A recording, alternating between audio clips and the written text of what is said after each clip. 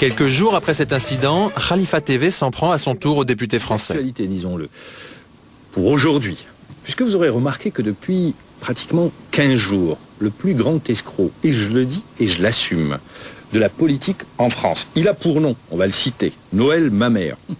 Charlot notoire, je suis désolé d'employer le terme Charlot parce que Charlie Chaplin, lui, c'était un grand monsieur. Bien Noël Mamère, lui, il veut se relancer. C'est vrai qu'il veut relancer les scores minables qu'il a fait lors des élections de son parti, lors des élections présidentielles. Et voilà, ça continue comme ça pendant 5 minutes. Suite à cet éditorial diffamatoire et aux protestations du député français, le CSA envoie une mise au point à Khalifa TV. Vous savez qu'à la suite de cette démarche, d'une part, Khalifa TV a interrompu ses émissions en attendant d'obtenir le conventionnement, et d'autre part, nous a fait savoir qu'il y avait une nouvelle personne qui était chargée de la direction de l'information, que cette personne veillerait à ce que les règles d'équité, de traitement des différents courants de pensée, de pluralisme, d'honnêteté de l'information... Malgré l'incident, le CSA autorise Khalifa TV à émettre et à diffuser de l'information depuis la France. Pour annoncer la bonne nouvelle à la population, Gérard Depardieu achète une page de pub dans Libération. Je me réjouis de la liberté redonnée à la chaîne KTV de pouvoir émettre pour le bien de tous mes amis d'Algérie. Bonsoir. Autrement dit, qui a pour habitude... En décembre, avec l'aide de journalistes et d'une présentatrice météo de France 3, KTV commence à diffuser des émissions sur l'année de l'Algérie en France et des débats de politique internationale. À la même époque, la patronne de Khalifa TV accueille une équipe de Plus Clair, l'émission média de Canal+, pour visiter la rédaction et présenter sa ligne éditoriale. Je ne suis pas une agence de communication, moi je suis une chaîne de télévision et à partir de là, tous les courants auront, selon tous les quotas traditionnels fixés, je dirais, dans la réglementation de l'audiovisuel, eh bien tout le monde aura droit à la parole. Pour tenter d'évaluer l'indépendance de la rédaction à l'égard d'Alger, nous avons regardé comment elle réagissait en cas d'événement embarrassant pour le régime. Premier exemple, le 23 décembre dernier. À la une du quotidien Libération, le témoignage d'un ancien officier de la sécurité militaire qui affirme que les moines de Tibérine, assassinés en Algérie en 1996, avaient été enlevés sur ordre d'Alger.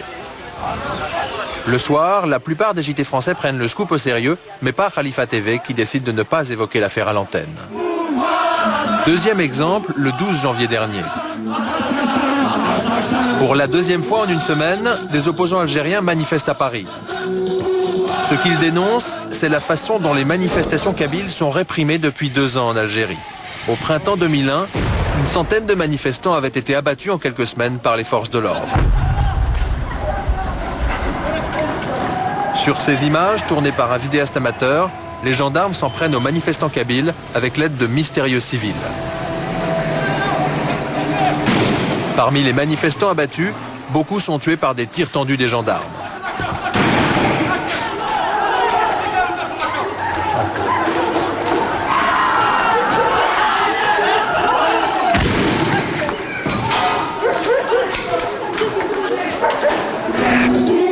Ce jour-là, à Paris, les manifestants réclament la libération de leurs frères en grève de la faim dans les prisons algériennes.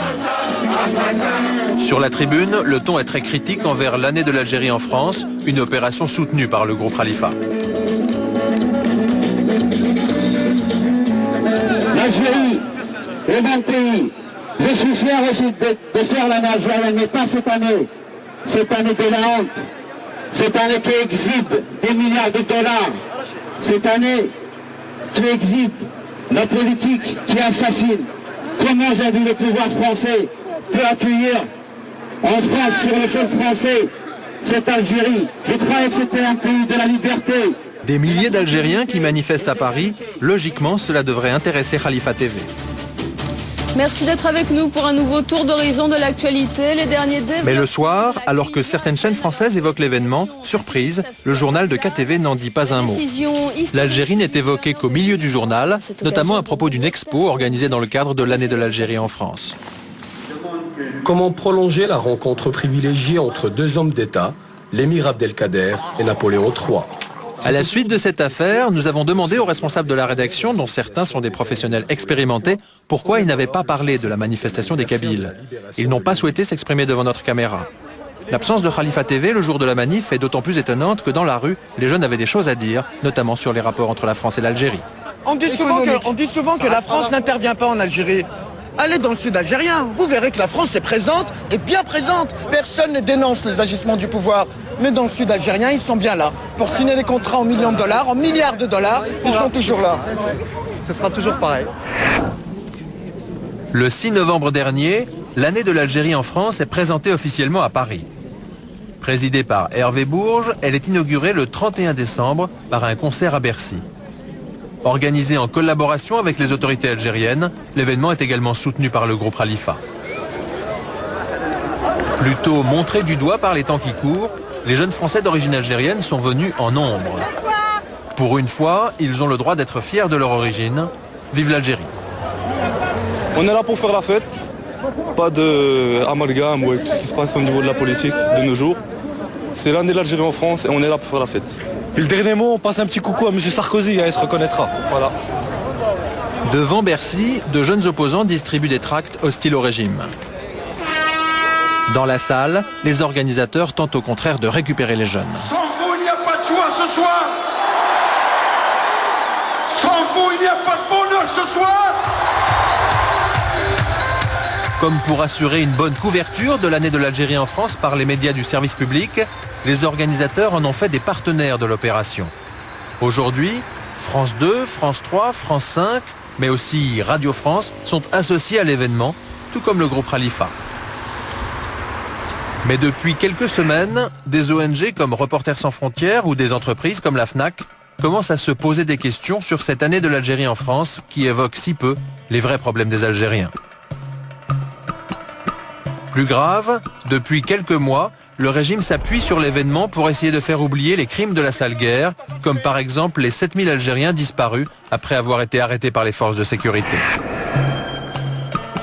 Décryptage de la stratégie d'Alger par le président d'honneur de la Fédération internationale des droits de l'homme. Pour éluder la question, il y a deux mécanismes de riposte qui sont mis sur pied. Le premier consiste à dire on va essayer d'indemniser les familles des victimes. D'abord, ça les fera peut-être taire et puis ça permettra d'assourdir un peu le bruit fait autour de tout ça, pense-t-il. Et deuxièmement, amnistie, donc autrement dit, auto-amnistie. C'est bien finalement. C'est bien pour eux, mais je crois qu'il y aura une morale dans tout ça et que dans quelques mois, quelques années, ces généraux algériens, ceux qui seront encore en vie, auront à répondre de leurs actes. Ils font un mauvais calcul. Dans tous les pays, on a pu constater qu'on ne tourne pas la page de cette façon-là, qu'il y a une recherche systématique d'abord de la vérité et ensuite de la justice.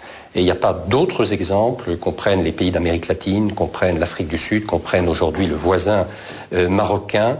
Il n'y a pas d'autres exemples. On est rattrapé, on est poursuivi par son passé. Il devrait d'autant mieux le savoir que même ce qu'on appelle la guerre d'Algérie a rattrapé les Français eux-mêmes 40 ou 50 ans plus tard. Aux dernières nouvelles, la bonne étoile du milliardaire Rafik Khalifa commençait à pâlir. La semaine dernière, le directeur de sa télévision était arrêté à Alger avec une valise contenant 2 millions d'euros en liquide. Rafik Khalifa lui-même serait sur le point d'être lâché par certains dirigeants. Le milliardaire flambeur serait-il à son tour devenu gênant pour l'image de l'Algérie ?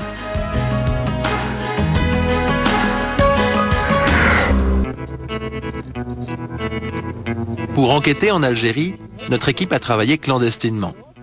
Ces images sont tournées sans escorte militaire, avec en permanence la peur de se faire arrêter par la police. La première histoire que nous allons vous raconter, c'est comment l'argent des HLM algériens a servi à toute autre chose qu'à construire des logements sociaux. Alger compte un peu plus de 2 millions d'habitants. Se loger en ville est quasiment impossible, alors on s'entasse avec ses parents, ses oncles, ses tantes dans de tout petits logements. Dans cette cité qui domine Alger, même les toilettes sur le palier ont été aménagées en appartements. Regarde la taille des appartes. Ça va de là à là. Et en longueur, ça va de là à là-bas. Là-dedans, il faut faire tenir la cuisine, la salle de bain et tout ça. Des fois, on est à 12 par appartement. Et pour dormir, on est obligé d'attendre son tour. On est comme dans une boîte de conserve. On dort à tour de rôle. Moi, j'ai même pas de vrai appart. Je dors dans l'ancien vidéoclub de la cité et ma femme, elle est chez ses parents, plus haut. Du coup, je peux même pas prendre mes gamins avec moi.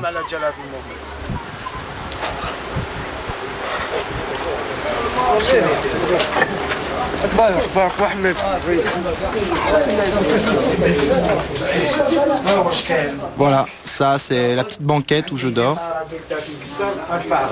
Et ça c'est ma guitare. On chante des poèmes sur la vie, sur ceux qui nous ont trahis.